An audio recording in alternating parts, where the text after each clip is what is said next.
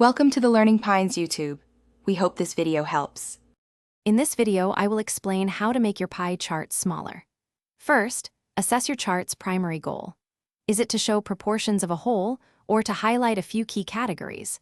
Knowing this helps you decide what elements can be reduced or removed without losing clarity. We'll cover practical steps to achieve a more compact and effective visualization, ensuring your message remains clear and impactful for your audience. To physically shrink your pie chart, start by adjusting its overall dimensions. Most software allows you to set specific width and height values.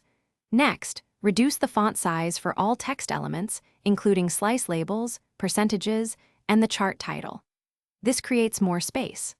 Also, consider making your legend smaller or even embedding labels directly onto the slices to save valuable chart real estate. Optimizing your data is crucial for a smaller, clearer pie chart. If you have many tiny slices, group them into another category.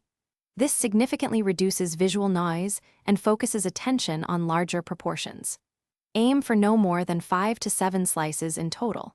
Additionally, remove any decorative elements like thick borders or drop shadows, as these add visual bulk without conveying extra information, making your chart appear larger. After making your pie chart smaller, always perform a final review. Double-check that all text, especially percentages and labels, is still perfectly legible. Test how your chart appears on different screens, like mobile phones versus desktops, to guarantee universal readability. Remember, a smaller chart should still be highly effective. Also, for a truly clean home, check the description for a link to the Shark AI Ultra Robot Vacuum and other great deals. Thanks for watching. Consider subscribing if we helped you.